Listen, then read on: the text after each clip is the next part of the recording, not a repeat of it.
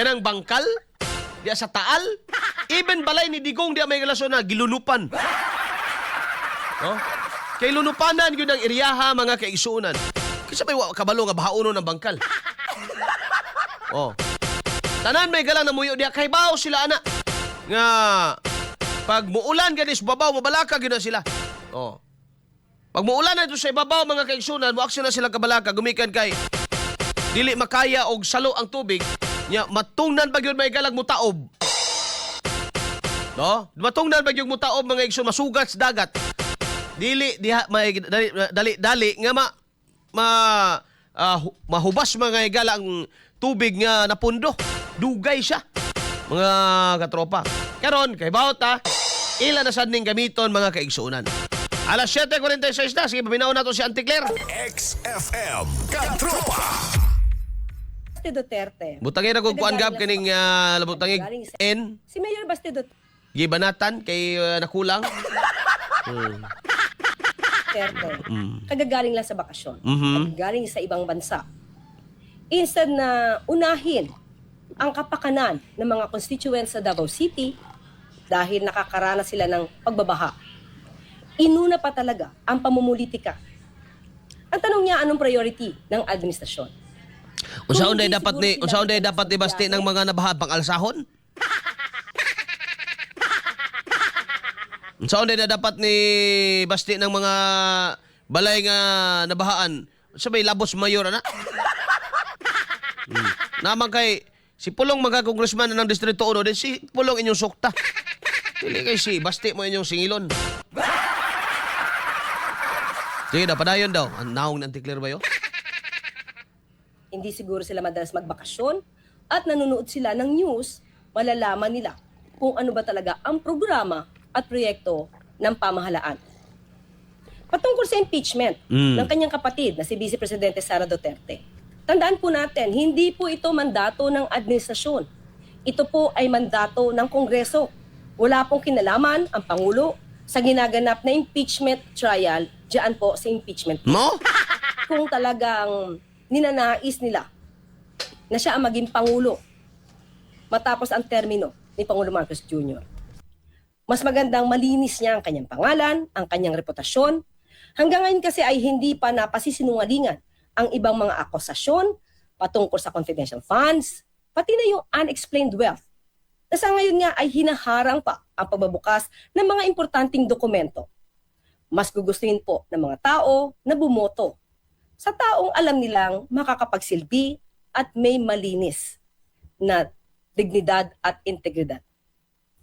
Muli nagbintang na naman si Mayor Baste Duterte na lahat daw ay tinatakot. Hindi naman po makakasuhan ang ibang mga kaalyado nila o ikaw sino man kung wala namang naiaakusa na ginawang krimen o pagkakamali o labag sa batas. Hindi lamang mga kaalyado ng mga Duterte ang nasasampahan ng kaso. Nauna na nga po ay kaalyado ni Pangulo Marcos Jr. Sige daw. Sige daw, kinsa. Sige. Name. Sige. Kinsa be? Dahil sa Pangulo po kung saan ang ebidensya, doon lamang po dapat pagbasihan.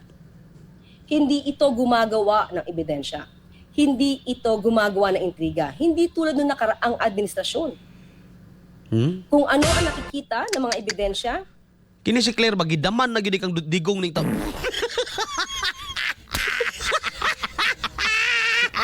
Kalayo ra ka sa istorya ba, flood control gi istoryahan mga higala. Niabot na pud siya may higala kang Duterte. Sa nakalabay nga administrasyon ko no nga mahilig daw mga higala gumawa ng ebidensya. Kini nga klase mga higala sa pagdumala sa nasod mao gyud ni Mo na gyud ni makapapas mo na to. Sige. Padayon gab. Taas pa na no. Napay gamay o nasay gamay. yan naman po ay inilalahad. Oh. Kung walang ginagawang krimen o labag sa batas, di naman kailangan matakot. Dahil ebidensya ang siyang magiging basihan kung sila ay makakasuhan o hindi. Okay. Patay ganga. Alas 7:50 na may kalandag na sa itong pagpanagumanuman. Sumoto, inyo na bati. Kinala pa ba ito i-explain ang pamahayag ni Claire? Dili na. Para kinsa man to, lampor na to. Baste. Si Pulong rin ni apila eh. Baste. BP Sara. O nakalabay ka administrasyon Duterte. Isa ra na kalingkuran ni Auntie Claire. Hurot tanan. Na mga ang uban mo ingon nga maayo gyud daw pagkapili gyud daw si Auntie Claire mga igsoon. No, maayo gyud daw pagkapili kay ang presidente pag mo istorya ing animan. I talk to my where the Di masabtan no. we No? Pag-abot ko no kang Auntie Claire mga higala, clear gyud ko no. No, let's clear it with Auntie Claire. Attorney Claire no. Abogada go na siya mga higala. Pero wala lagi nada. Ilang? Oh, ingos ka dropang GB Garrido nga na dili jud na gamay dako gyud ang iyaha. Siguro si Auntie Claire mga higala mo isa sa gikapungtan. The most hated government official karon mga panahon na gawas kang BBM. Kay imbis nga makapahupay siya, maglagot magsamot gud ang tao gud. Mino siya ba? Mo samot may galag kaligot gud ang tao. Bullseye! Bullseye! Alas